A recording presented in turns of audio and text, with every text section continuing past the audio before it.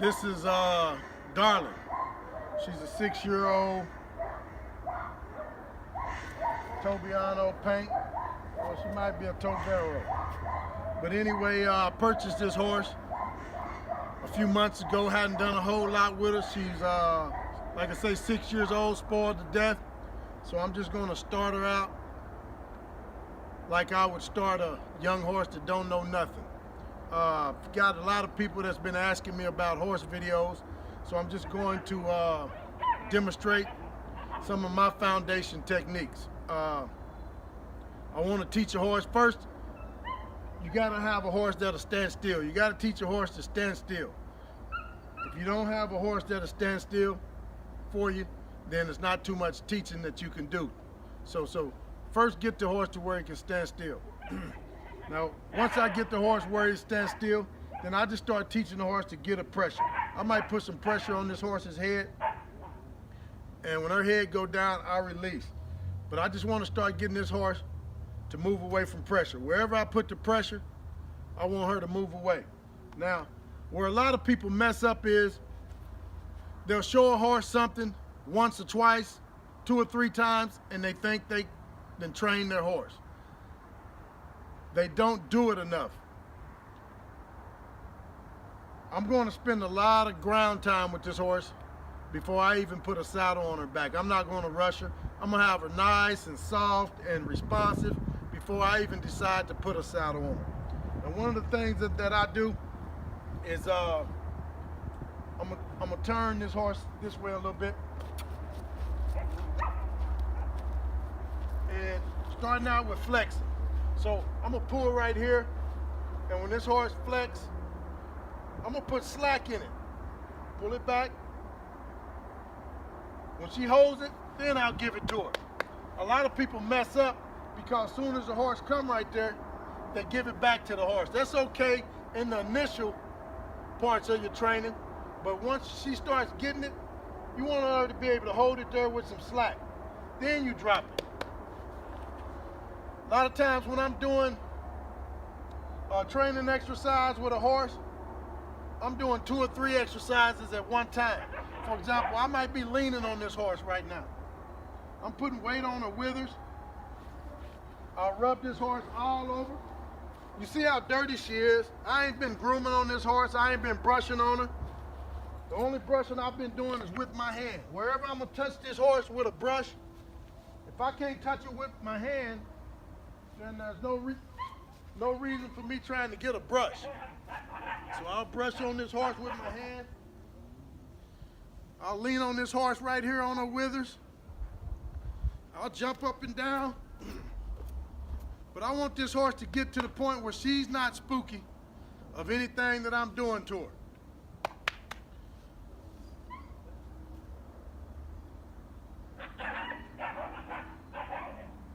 I'm gonna flex her right there.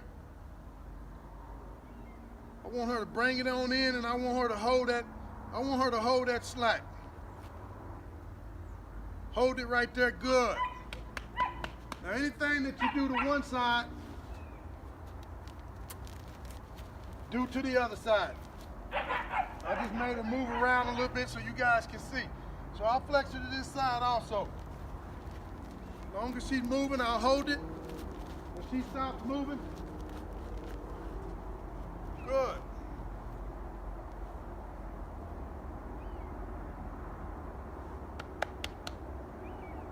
I'm not gonna get excited when this horse get excited.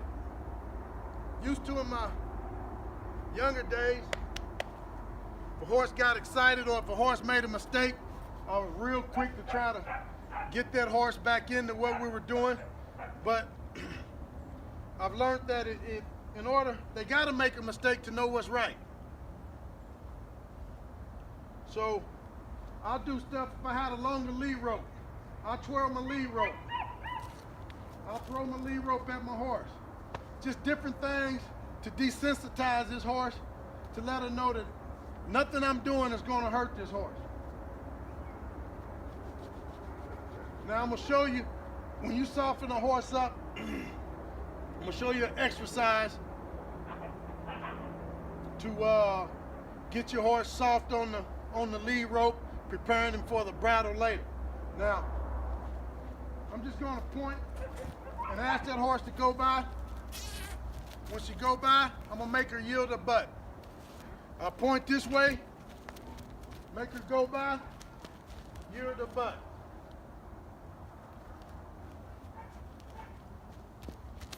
Yield her butt. Good.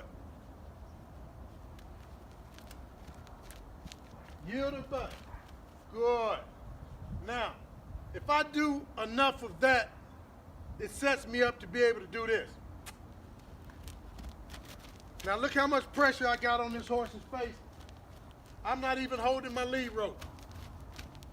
So that exercise that I just did sets it up for this right here. Good. We'll go the other way. Same thing. I barely. Now if she starts pulling away, then I'll make her yield her butt. Back, back, back, back, back. Good. Atta baby. Atta baby. A lot of people think that that they got a horse that they can lead around. When most of the time they got a horse that'll follow them around. There's a difference between leading and following. This is following. I teach my horse to stop and back up because I don't want no horse walking on up on my body when I stop. Now this is leading. When I can just take and point that horse, that's leading right there.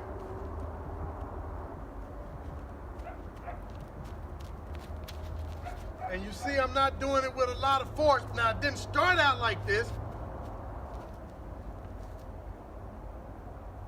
When I first start, yeah, I had to have my buggy whip or my stick to get her to go by, and then I'd make her yield her butt. But now it got to the point where I don't have to have my stick. I'll come back to my flexing exercise. Then this time I might hold it right here. I'm gonna hold it and I'm gonna ask her to step away. Good, atta baby, good. I'm gonna flex her right here. She's hard on it right now. And that's because I haven't done a lot of it. Now from right there, whoop, wait, it didn't work right. Let me show you how it's supposed to work.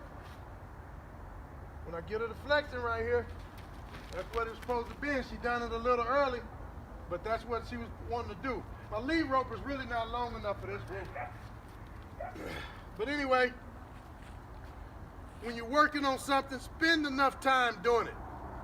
A lot of people, like I said, you don't spend enough time.